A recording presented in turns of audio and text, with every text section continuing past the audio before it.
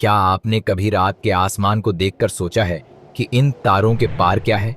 मतलब ब्रह्मांड तो फैला है, लेकिन उसके बाहर क्या फैला है? कहीं दूसरा ब्रह्मांड या फिर कुछ भी नहीं? दोस्तों, आप देख रहे हैं कॉस्मोस टू कोर, जहां हम ब्रह्मांड की सीमाओं को नहीं, उनसे आगे सोचते हैं। अगर आपको ऐसी बातें पसंद हैं जो नींद उड़ाने के साथ साथ दिमाग भी हिला दें, तो नीचे वाला सब्सक्राइब बटन दबाइए, क्योंकि आज हम निकलने वाले हैं उस सफर पर जहां भौतिकी भी सोच में पड़ जाती है। चलिए शुरू करते हैं और देखते हैं आखिर ब्रह्मांड के बाहर क्या है। सबसे पहले तो ब्रह्मांड के बाहर का मतलब समझते हैं। ब्रह्मांड, यूनिवर्स, वह सब कुछ है जो मौजूद है। स्पेस, टाइम, एनर्जी, मैटर, सब इसमें शामिल हैं। तो जब कोई पूछता है बाहर क्या है, तो वैज्ञानिक कहते हैं अगर सब कुछ ब्रह्मांड में है तो बाहर शब्द ही बेकार है। लेकिन इंसान जिज्ञासु है, तो वैज्ञानिकों ने कहा ठीक है, मान लेते हैं कि हमारा यूनिवर्स किसी बड़े कॉस्मिक बुलबुले की तरह है। अब सवाल यह है कि उस बुलबुले के बाहर क्या है? कहीं और बुलबुले या कोई ऐसा स्पेस जो हमारे स्पेस से अलग हो? शायद ब्रह्मांड का पड़ोसी अपने तारों को धो रहा हो। करीब 13.8 अरब साल पहले एक बिंदु था, न कोई जगह, न समय, न पदार्थ, बस ऊर्जा का एक अकल्पनीय धक्का, बिग बैंग। यहीं से ब्रह्मांड ने विस्तार शुरू किया। लेकिन ध्यान दो, यह विस्फोट स्पेस में नहीं हुआ, बल्कि स्पेस खुद फैलने लगा। यानी ब्रह्मांड कहीं के अंदर नहीं है, वो खुद अपना स्पेस बनाता जा रहा है। जैसे आपकी सेल्फी हर अपडेट के साथ ज्यादा जगह घेरती जा रही है। तो फिर बाहर क्या है?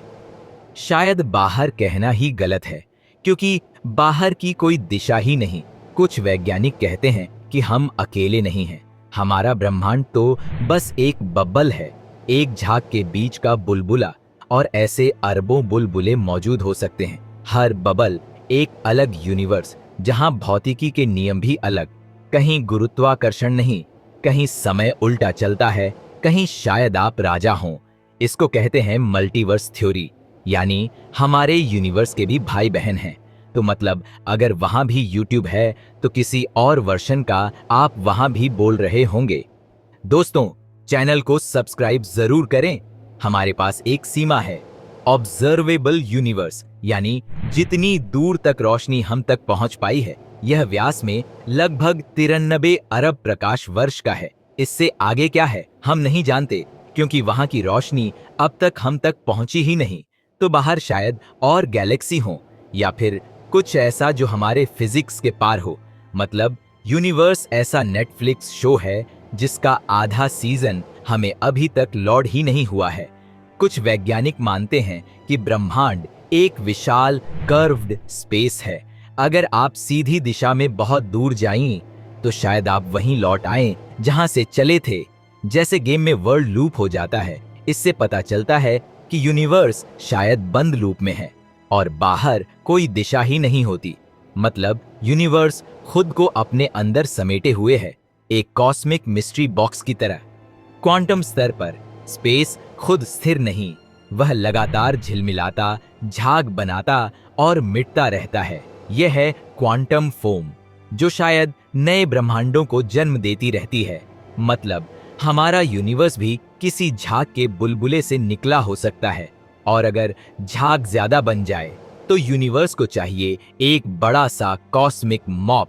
ब्रह्मांड लगातार फैल रहा है और तेजी से। वैज्ञानिक कहते हैं यह फैलाव किसी डार्क एनर्जी की वजह से हो रहा है। अगर यह फैलाव यूं ही चलता रहा, तो एक दिन सब कुछ इतना दूर हो जाएगा कि कोई किसी को देख ही नहीं पाएगा। मतलब भविष्य का खगोल शास्त्री कहेगा, तारे? कौन से तारे? डार्क एनर्जी, ये वो अजीब सी चीज है जो सब कुछ दूर धकेल रही है। हम इसे देख नहीं सकते, छू नहीं सकते, लेकिन यह यूनिवर्स का 68% हिस्सा है। मतलब ब्रह्मांड का बॉस वही है और हम तो बस किराएदार हैं। अगर यही ऊर्जा एक दिन ज्यादा बढ़ गई, तो यूनिवर्स बिग रिप में फट भी सकता है। अगर यूनिवर्स एक बबल है तो क्या कोई उसका किनारा पार कर सकता है? साइंस कहती है अभी तो नहीं, क्योंकि स्पेस और टाइम दोनों यहीं के नियमों में बंधे हैं। अगर आप किनारे तक पहुंच भी जाएं तो आगे बढ़ने का मतलब होगा फिजिक्स को तोड़ना, यानी आप एक ऐसा पासपोर्ट मांग रहे हैं जो भगवान भी इश्यू नहीं कर सकता।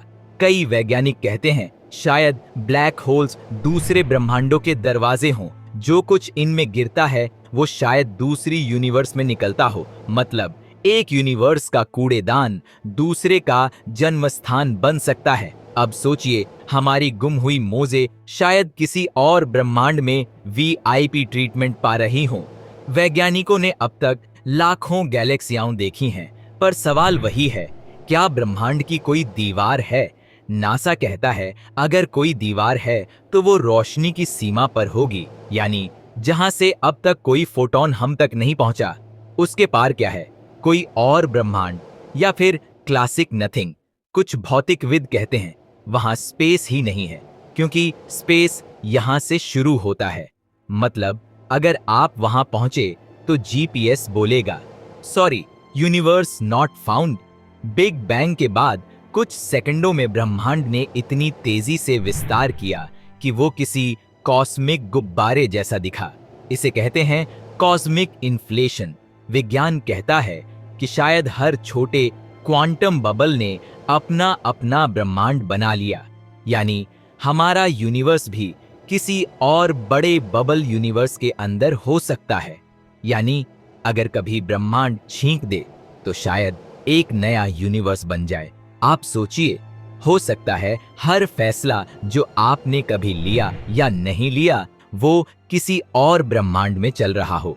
एक ब्रह्मांड जहां आपने आईआईटी टॉप किया, दूसरे में जहां आप टाइम ट्रैवलर बने, और तीसरे में शायद आप ही एलन मस्क हैं। यह क्वांटम मैन वर्ल्ड्स थ्योरी कहती है कि हर संभावित परिणाम किसी और यूनिवर्स में घटित होता है। मतलब अगर आपने किसी को आई लव यू नहीं कहा तो चिंता मत करो, किसी और यूनिवर्स में आपने कहा होगा और रिजेक्ट भी हुए होंगे। हम जो यूनिवर्स देख सकते हैं वो केवल 5% है, बाकी सब कुछ डार्क है। Dark matter plus dark energy, यह वह चीज है जो गैलेक्सी को बांध कर रखती है, नहीं तो यूनिवर्स कब का कॉस्मिक झोल बन चुका होता। तो क्या यूनिवर्स के बाहर भी ऐसा कोई डार्क फील्ड फैला है? संभव है, क्योंकि यही डार्क फैब्रिक ब्रह्मांड का आधार हो सकता है। यानी यूनिवर्स एक ब्लैक कपड़ा है और हम सब उस पर चमकते तारे हैं। कॉस्मिक ग्लिटर स्टाइल हर शुरुआत का एक अंत होता है। विज्ञान के पास कई थ्योरीज हैं, बिग फ्रीज, बिग क्रंच और बिग रिप। अगर डार्क एनर्जी बढ़ती रही तो यूनिवर्स इतना फैलेगा कि हर तारा, हर गैलेक्सी अलग अलग हो जाएगी। यह होगा बिग फ्रीज। अगर ग्रेविटी जीत गई तो सब कुछ फिर सिमटकर एक बिंदु में समा जाएगा, बिग क्रंच। और अगर दोनों मिल गए तो होगा बिग कंफ्यूजन। वैज्ञानिक हार मानने वालों में नहीं। NSA, ESA and James Webb telescope जैसी एजेंसियां ब्रह्मांड की सीमाओं की झलक पाने की कोशिश में लगी हैं। वे कॉस्मिक माइक्रोवेव बैकग्राउंड सीएमबी को स्कैन करते हैं, जो बिग बैंग का पुराना सेल्फी फिल्टर है। हर नया डेटा बताता है कि यूनिवर्स अनंत नहीं तो भी काफी बड़ा है कि दिमाग घूम जाए। कई दार्शनिक कहते हैं कि शायद ईश्वर ने हर यूनिवर्स को अलग प्रयोग की तरह बनाया, जैसे हम अलग अलग फ्लेवर के मोमोज ट्राई करते हैं। यह सोच एक दिलचस्प कॉस्मिक फिलॉसफी है, जहां साइंस और स्पिरिचुअलिटी एक दूसरे से हाथ मिलाते हैं। क्या बाहर कोई ब्रह्मांडीय चेतना है या यूनिवर्स खुद सोचने लगा है? यह सवाल विज्ञान से ज्यादा आत्मा को हिला देता है। अगर यूनिवर्स के बाहर कुछ नहीं है तो क्या हम नथिंगनेस में जी रहे हैं? शायद नहीं। विज्ञान कहता है नथिंग भी कुछ है।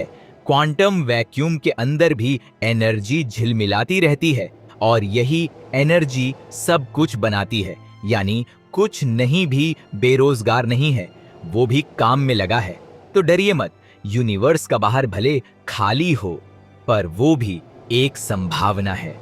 तो दोस्तों, हमने देखा कि शायद यूनिवर्स के बाहर कुछ नहीं, शायद बहुत कुछ है, या शायद बाहर का कॉन्सेप्ट ही गलत है। पर एक बात तय है, हमारी जिज्ञासा ही हमें खोजने के लिए प्रेरित करती है। अगर इंसान ने क्या है बाहर पूछना बंद कर दिया, तो विज्ञान भी रुक जाएगा। तो अगली बार जब आप रात के तारों को देखें, तो सोचिए, शायद वो आपको किसी और यूनिवर्स से देख रहे हों। और हाँ, अगर आप भी ऐसे ही दिमाग हिला देने वाले कॉस्मिक सफर करना चाहते हैं, तो चैनल को सब्सक्राइब कर दीजिए, वीडियो को लाइक करिए और कमेंट में बताइए, अगर आपके पास मौका मिले तो आप किस यूनिवर्स में जाना चाहेंगे।